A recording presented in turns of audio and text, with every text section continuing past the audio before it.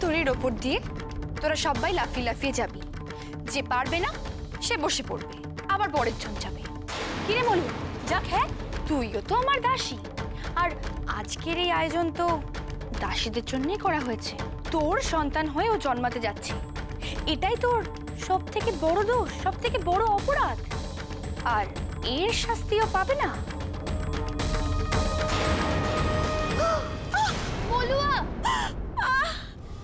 উর্মিমালার অহংকার ওর ওই খিদেটাকে আরো বাড়িয়ে দিচ্ছে। তার উপর ওই ধাইমা আছেন না, উনি হচ্ছেন যত নষ্টের মূল।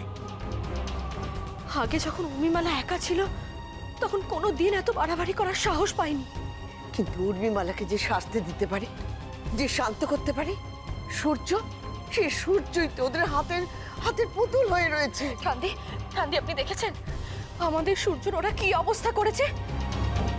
আমার তো খুব ভয় করে, ওরা তাদেরকে প্রাণেই না মেরে ফেলে।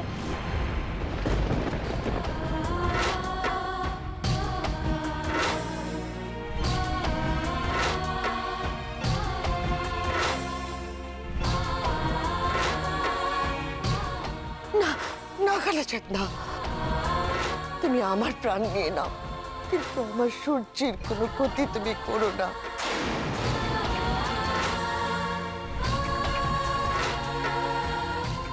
আমি জীবনে অনেক অনেক কিছু দেখেছি, আমার আর বেঁচে থাকার কোনো প্রয়োজন নেই।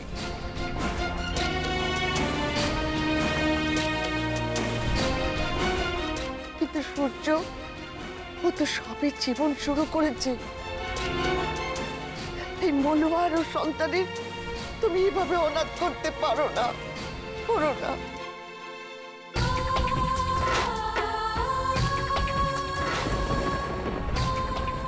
কালাচাঁদ, কালাচাঁদ তুমি তো এত নিষ্ঠুর নও কালাচাঁদ, তাহলে কেন এমনটা করছো বলো? কেন করছো? আমাদের যদি কোনো ভুল হয়ে থাকে তাহলে সেটাও বলো কালাচাঁদ, আমরা তার প্রায়শ্চিত্ত করব। কিন্তু দয়া করে তুমি মনোয়ার বা ওর সন্তানের কোনো ক্ষতি করো না, ওদের এত কষ্ট দিও না কালাচাঁদ, এত কষ্ট দিও না। আজ আমার মনে হচ্ছে তুমি সত্যি পাষাণ মূর্তি, নাহলে আমাদের এত আকুতি তোমার কানে পৌঁছচ্ছে না। বেশ, আজ আমিও প্রতিজ্ঞা করছি, তুমি যদি মনোয়ার জ্ঞান ফিরিয়ে না দাও তাহলে আমি তোমার পায়ের সামনে মাথা কুটে মরবো।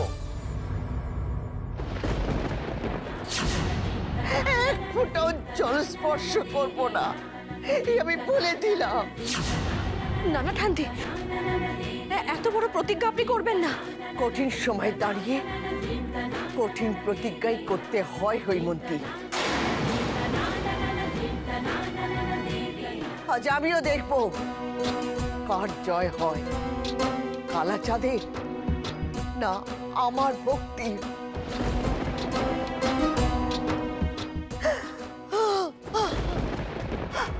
মনুয়াকে সুস্থ করো, মনুয়ার সন্তানকে সুস্থ করো, মনুয়ার জ্ঞান ফিরিয়ে দাও, ওর বাচ্চার কোনো ক্ষতি যেন না।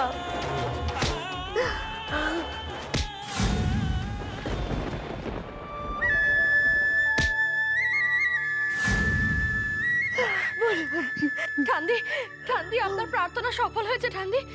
কালাচাঁদ, কালাচাঁদ আপনার প্রার্থনা শুনেছেন। এই দেখো ঠান্দি, কালাচাঁদ তোমাকে আশীর্বাদী ফুল দিয়েছে। জানতাম, আমি জানতাম তুমি আমাকে ফেরাতে পারবে না, তুমি ঠিক আমার ডাক শুনবে।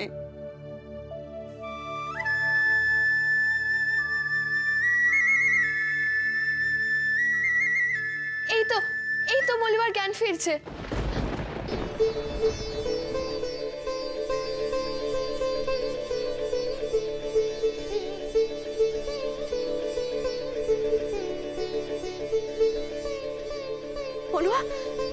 তুমি ঠিক আছো তো? বলো, তোমার কোনো কষ্ট হচ্ছে না তো?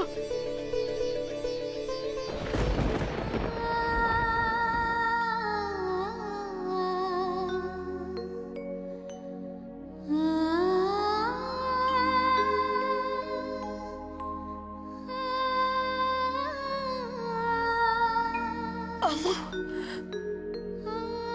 আমু কোথায়? তোমার কোনো ভয় নেই, তুমি কালাচাঁদের মন্দিরে আছো।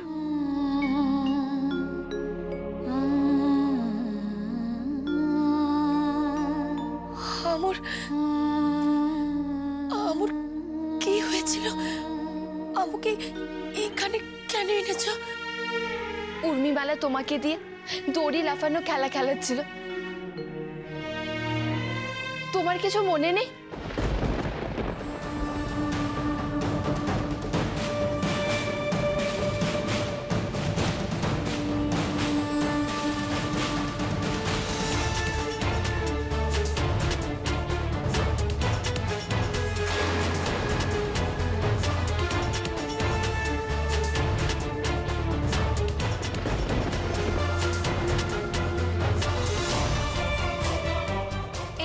ওপর দিয়ে তোরা সবাই লাফিয়ে লাফিয়ে যাবে, যে পারবে না সে বসে পড়বে, আবার বরের জন যাবে। কিরে মলুয়া, যাক হ্যাঁ, তুইও তো আমার দাসী, আর আজকের এই আয়োজন তো দাসীদের জন্যই করা হয়েছে।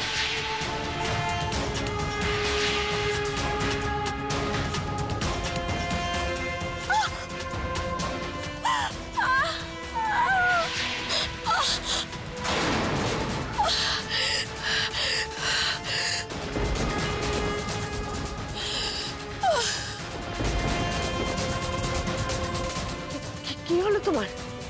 পদ্মা, পদ্মা তাড়াতাড়ি রাজবৈদ্যকে খবর দে। দাঁড়া, কোথাও যেতে হবে না, স্বয়ং কালাচাঁদের আশীর্বাদ আছে মলুয়ার উপর। ব্যথা করছে।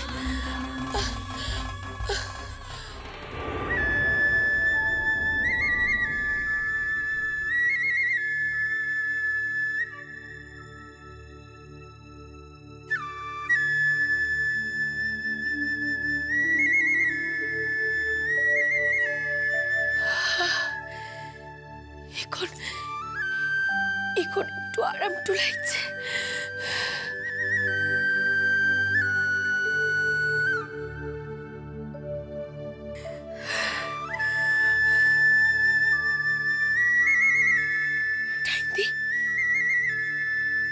তুমি এই ফুল কোথা থেকে পেলে?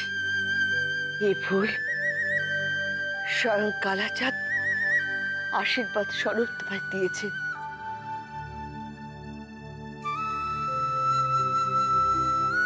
তুমি রাখো এই ফুল, তোমাকে তোমার সন্তানকে স্বয়ং কালাচাঁদ রক্ষা করবে।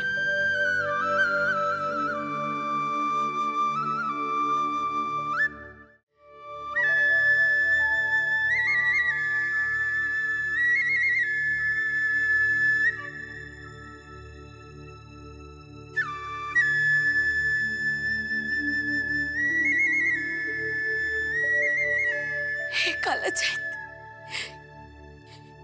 এই অত্যাচার অবিচারের শেষ কোথায় কালাচাঁদ?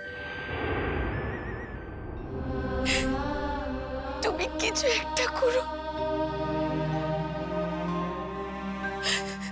শুধু আমার একার লই, এই সূর্যনগরটুকে তুমি রক্ষা করো কালাচাঁদ, রক্ষা করো। সূর্যনগরকে বাঁচাতেই তো মা বিজয়হরি আমাকে পাঠাচ্ছেন মা।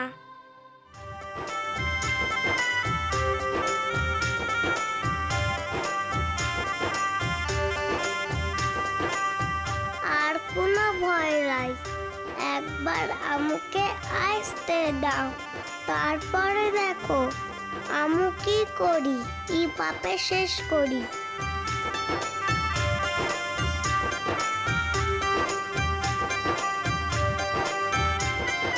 তোদের সকলকে বাঁচাইব মা, কথা দিলাম।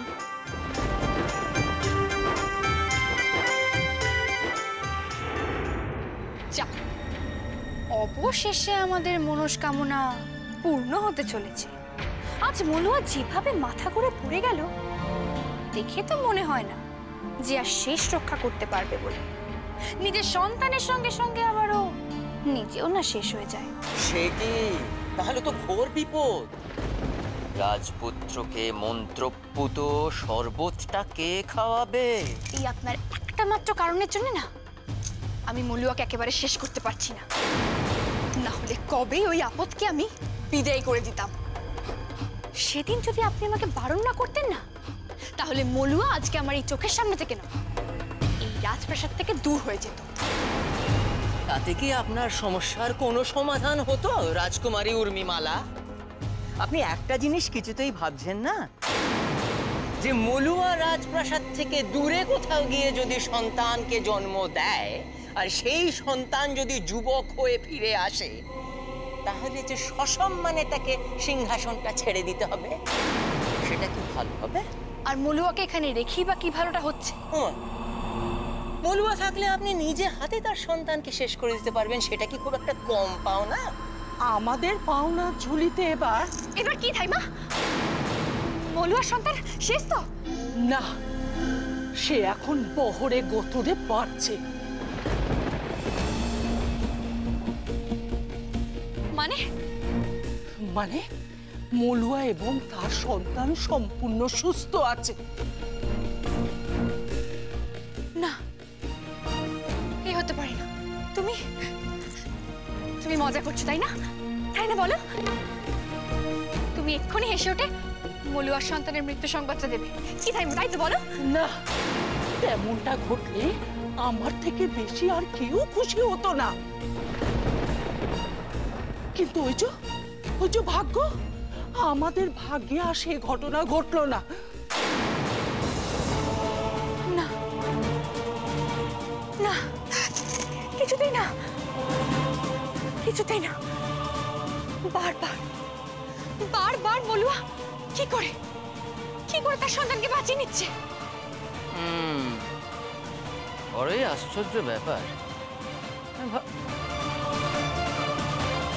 আচ্ছা, আপনি যদি চান তাহলে আপনাকে একটা বুদ্ধি দিই। থাম, আমার আর কারোর কোনো বুদ্ধির কোনো প্রয়োজন নেই। আজ রাতে আমি নিজেই মলুয়াকে একেবারে শেষ করে দেব। অর্থাৎ আপনি আজ রাতেই আপনার নিজের পায়ে নিজে কুড়ুলটি মারবেন। বেশ ভালো কথা, মারুন, কিন্তু পরে আমাকে দোষ দেবেন না। তাহলে আমি এখন কি করবো সেটা বলে দিন। একটা কথা প্রচলিত আছে জানেন তো, যে কাঁটা দিয়ে কাঁটা তুলতে হয়। দেখুন, হেয়ালি না করে স্পষ্ট করে বলুন যে আপনি আমাকে এখন কি করতে বলছেন। আমি স্পষ্ট করেই বলছি যে কাঁটা দিয়ে কাঁটা তুলুন। আরে বাবা, আপনার পথের কাঁটা কে? মলুয়া। আর মলুয়ার গর্ভে সূর্যকুমারের সন্তান, হ্যাঁ তাই তো? তা এমন কিছু করুন না যাতে স্বয়ং রাজকুমার এই পথের কাঁটাকে নিজেই বিদেয় করার ব্যবস্থা করে।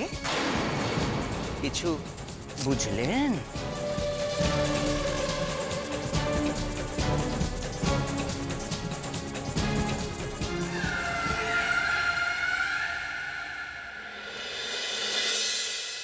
এ কালাচাঁদ, আর কত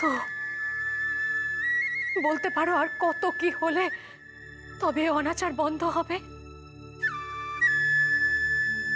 আমার যে সমস্ত আশা শেষ হয়ে যাচ্ছে ঠাকুর।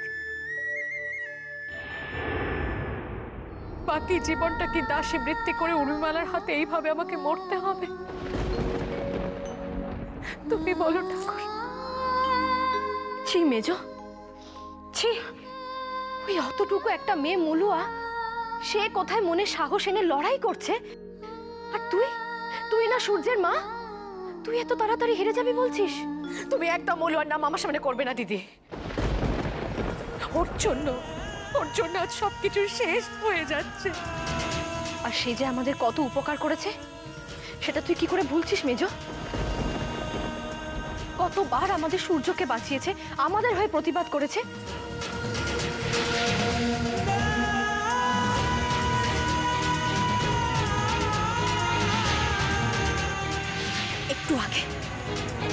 একটু আগে এই বাড়ির ঠান্দিকে চা নয় তাই বলে কে অপমান তো করছিল।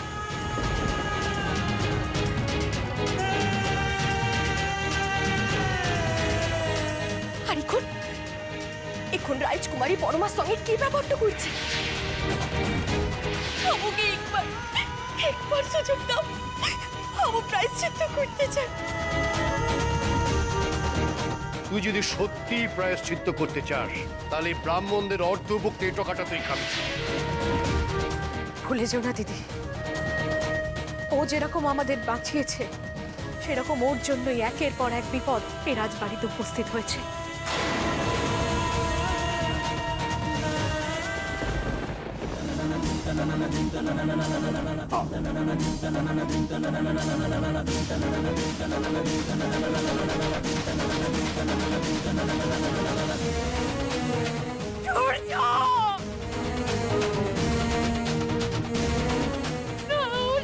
কিচ্ছু হতে পারে না,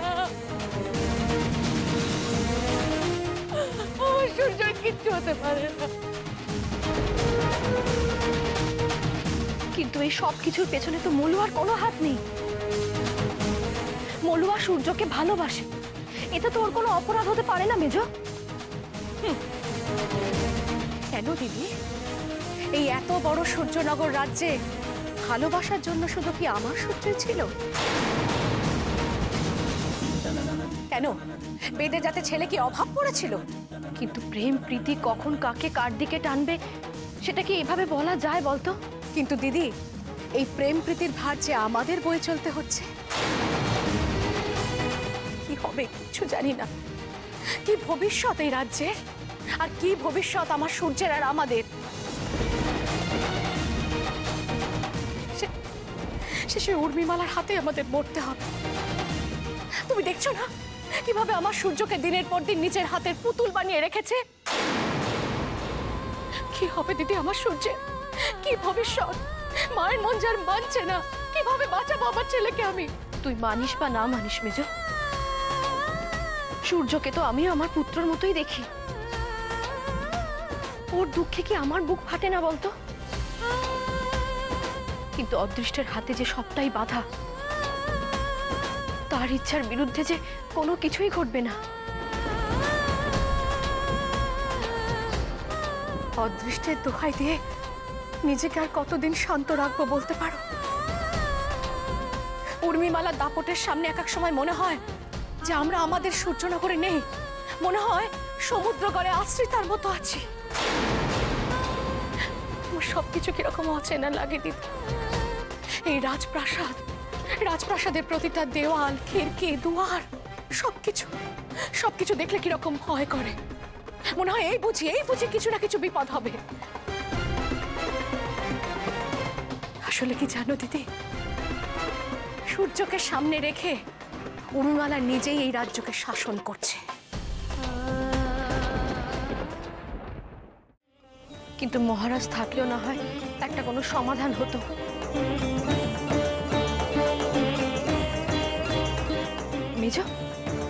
মেজ একটা কাজ করলে হয় না? আমরা যদি সমুদ্রগড়ের মহারাজকে একটা খবর পাঠাই, তিনি যে তার কন্যা স্নেহে অন্ধ। তোমার কি মনে হয় দিদি, আমাদের অভিযোগ শুনে উনি তার কন্যাকে শাসন করতে আসবেন? শাসন না করুক, অন্তত উনি যদি একটু বুঝেও বলেন। কোনো লাভ নেই দিদি, আবার সেই অপমানিতই হতে হবে। আর এমনিতেও অপমানিত হতে আর তো কিছু বাকি নেই। বড় রানী, আপনি এক্ষুনি এনার গালে সজোরে একটা চড় কষান।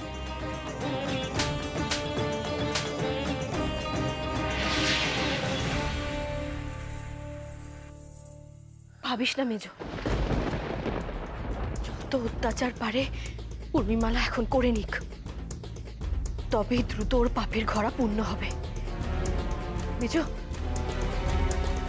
তোকে আমি বলেছি না সেদিন ঠান্দি কালা চাঁদের আশীর্বাদী ফুল পেয়েছেন। ঈশ্বরের ইঙ্গিত কখনো বৃথা যায় না মেজ। তুই দেখে নিস, উর্মিমালা ওর পাপের শাস্তি পাবেই পাবে। সেই আশাতেই তো বুক বেঁধে আছে। দেখি দেখি কবে কালা চাঁদ মুখ তুলে চাঁদ